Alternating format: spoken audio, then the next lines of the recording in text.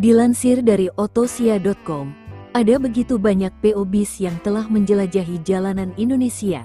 Beberapa pun sudah menepi dan pensiun dari dunia bus tanah air. Salah satunya adalah PO LTH yang sangat disegani tempo dulu. Bahkan disebutkan bahwa PO ini adalah pelopor bis malam dan kargo. Kala itu bis LTH sedang membawa rombongan wisata. Menariknya, banyak warga yang menonton proses keberangkatan dari bus tersebut. Brosur promo bus LTH dengan trayek Malang-Jogja-Magelang. Naik bus ini dijamin dapat pelayanan yang sangat memuaskan. PO LTH menjadi pelopor bus malam yang pada saat jayanya sangat disegani masyarakat Indonesia. Pelayanan yang diberikan pun gak kaleng-kaleng. Selain armada malam, LTH juga menjadi pelopor bus kargo. Tapi usaha ini juga yang membuat LTH perlahan mundur dari dunia bus dan lebih fokus ke bisnis kargo. Ini merupakan bus generasi terakhir dari PO LTH pada tahun 1990. Inilah titik di mana LTH bertransformasi menjadi perusahaan yang berfokus pada bidang kargo. PO LTH menjadi pelopor bus malam yang pada saat jayanya sangat disegani masyarakat Indonesia. Pelayanan yang diberikan pun gak kaleng-kaleng. Kemudian dilansir dari widodogroho.com, bila Anda berada di Semarang, kunjungi kantor LTH yang di Jalan Karangsaru. Di tempat itulah cikal bakal LTH.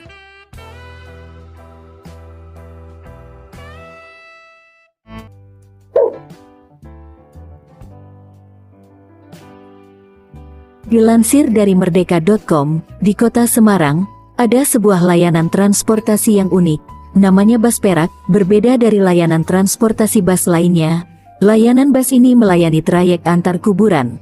Melansir dari jatengtodai.com, transportasi massal itu memang dikhususkan untuk melayani rombongan pelayat, guna mengantarkan jenazah di wilayah kota Semarang dan sekitarnya. Bus ini dikelola oleh perusahaan transportasi PO Perak Jaya. Pemilik transportasi legendaris ini bernama Hendro Wibawa.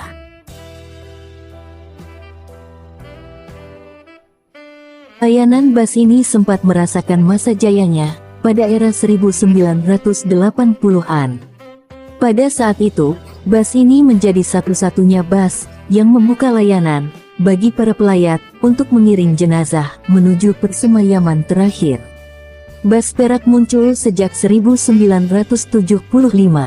Pada tahun 1980-an, bus itu melegenda di kalangan warga kota Semarang. Hal itu dikarenakan, bus ini seringkali membantu masyarakat yang tertimpa musibah. Tak hanya itu, bus ini menjadi legendaris karena menjadi satu-satunya bus pesanan yang konsisten melayani para pelayat mengiring jenazah menuju persemayaman terakhir.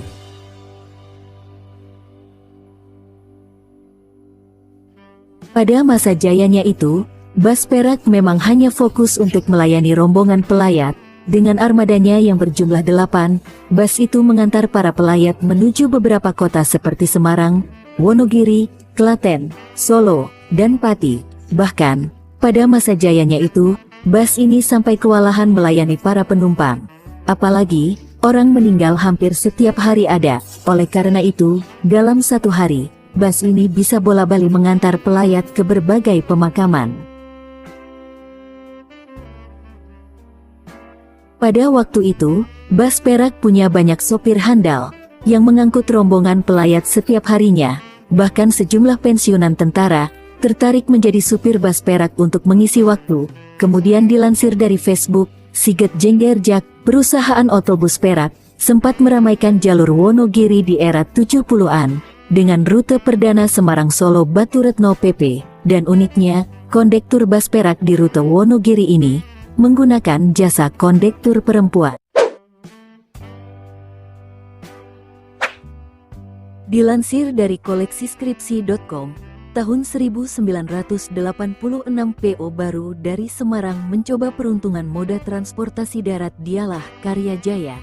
Sebagai perusahaan yang menjual jasa transportasi menempatkan karyawan penjualan bagian tiketing dan kru armada sebagai tombak perusahaan. Mulai tahun 1990 perusahaan mendapat trayek baru dengan menggunakan bus ber-AC serta dengan jumlah tempat duduk terbatas atau patas. Dengan jalur Semarang Salatiga Solo, Jalur ini dilayani 8 buah armada bus Patas AC setiap hari. Fasilitas yang dimiliki yaitu air kondisioner, AC, TV, full music, tempat duduk dapat diatur dengan formasi 2-2, dan kondektur wanita. Pada perusahaan angkutan bis, Patas, Karya Jaya Semarang yang dimiliki oleh Bapak Ridwan Wijanarko dan dialihkan kepada anaknya, Andi, dikelola oleh bagian personalia yang dipimpin Bapak Iwan. Kondektur bus ini mayoritas adalah wanita. Perusahaan angkutan Karya Jaya mempekerjakan wanita sebagai kondektur, karena menurut Bapak Iwan selaku bagian personalia wanita lebih disiplin, bertanggung jawab, jujur, mudah diatur daripada pria dan kemungkinan kecil berbuat macam-macam. Selain itu, untuk mendapatkan pelanggan yang banyak, karena wanita juga dapat sebagai pemanis atau pemikat untuk menarik penumpang agar banyak orang yang mau naik bis tersebut sehingga pendapatan perusahaan akan meningkat. Kemudian dilansir dari kanal YouTube Jody Y, sayangnya di tahun 2015-an penerus sang owner lebih memilih usaha trading, properti dan migas. Sehingga perusahaan bus ini menutup semua aktivitas usahanya di bidang transportasi. Trayeknya dijual ke PO Santika, PO Semeru, PO Madukismo. Unitnya juga dijual ke PO Putra Bangsa dan Bus Pariwisata.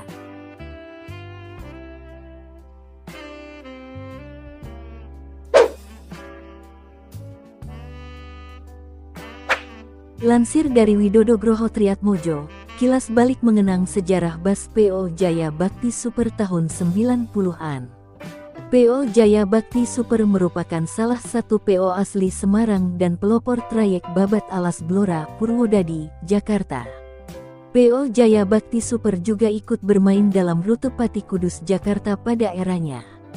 Dahulu bus ini ada juga yang parkirnya di Taman Viaduk Perumpung Jatinegara sekitar tahun 1994 sampai tahun 1996.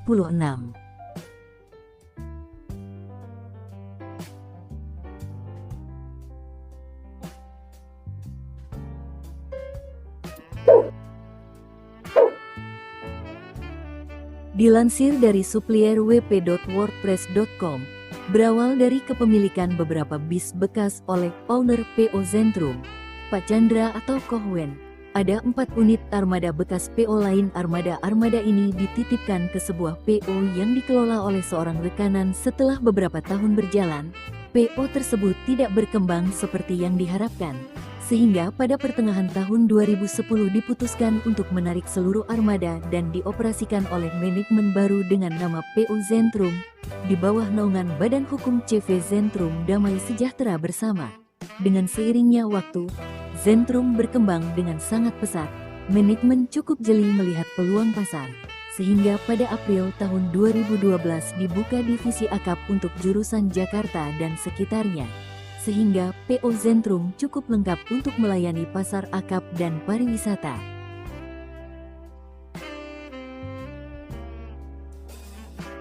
Zentrum merupakan sebuah perusahaan otobus asal kota Grobogan, Jawa Tengah. PO Trans Zentrum sangat diminati dan menjadi objek foto bagi penggemar bis karena desain livery Trans Zentrum yang menggoda jika dilihat. Desain livery bergaya anak muda, ramai dengan grafis dan terkesan modern, tapi selain dari model saja yang menarik, ternyata pelayanan dari PO Trans Zentrum pun juga sangat baik, terutama untuk kenyamanan dari penumpang. Beberapa armada bus Trans Zentrum sejak akhir tahun 2013 Trans Zentrum di bawah manajemen Madukismo. Terlihat dari nama perusahaan di bis menjadi Trans Zentrum MK atau Zentrum MK. Luar biasanya bahwa lebih kurang sebanyak 50 armada bus Trans Zentrum dibeli oleh PO Madukismo beserta satu garasinya, sebagai salah satu upaya meluaskan bisnisnya.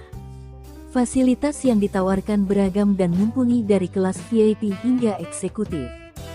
Sehingga, pelanggan dapat dengan bebas memilih sesuai kebutuhan.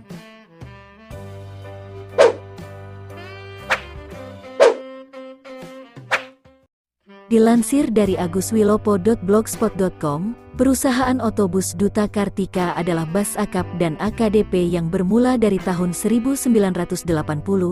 Warna khas livery adalah coklat, merah dan kuning. bus yang bertrayek asli Semarang-Solo ini dahulu harus bersusah payah bersaing dengan bus-bus Semarang-Solo lainnya, di antaranya bus Mahkota dan bus Safari Eka Kapti.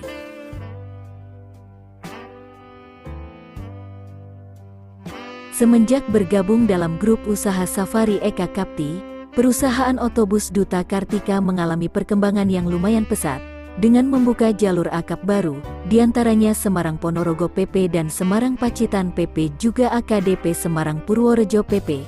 Armada dan trayek Duta Kartika semakin bertambah semenjak membeli bus dan trayek pesaingnya di trayek yang sama, yaitu perusahaan otobus Kembang Mas dan perusahaan otobus Mahkota.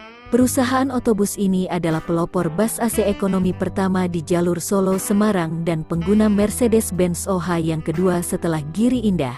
Sayang bus Duta Kartika sekarang tinggal nama karena nama otobus telah digabung menjadi nama baru, yaitu Royal Safari.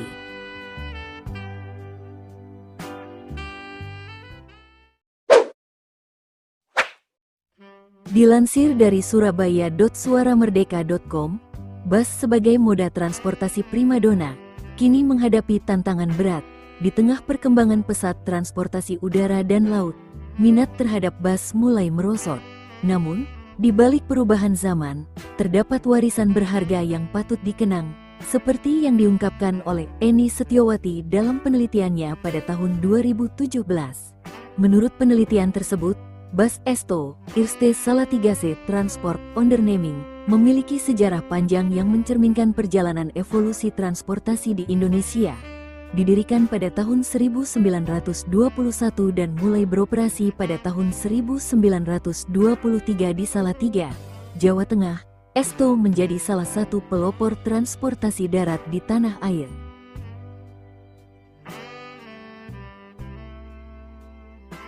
Awalnya, bus Esto hanya mampu mengangkut 18-20 penumpang, dan khusus dipergunakan oleh kalangan Belanda dan priai. Namun, seiring waktu, Esto berkembang menjadi angkutan massal yang bahkan memungkinkan para pedagang untuk mengangkut barang pada tahun 1930-an. Bus Esto terkenal dengan julukan Kodok Ijo atau Katak Hijau, karena karoseri atau badannya dibangun dengan bahan kayu dan besi berwarna hijau tua. Generasi pertama bus Esto menggunakan sasis merek Ford, sementara generasi kedua menggunakan sasis merek Chevrolet dari Amerika Serikat.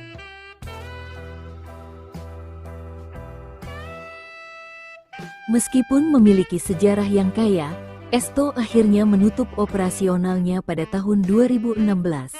Persaingan yang semakin ketat di industri transportasi darat, biaya operasional yang meningkat, serta perubahan preferensi konsumen dan perkembangan teknologi menjadi faktor utama dalam penutupan ini. Namun, meskipun telah berakhir, Esto tetap menjadi bagian penting dari sejarah perkembangan transportasi nasional Indonesia. Warisan dan memori tentang perusahaan ini tetap hidup dalam ingatan, mengingatkan kita akan perjalanan panjang transportasi di Indonesia.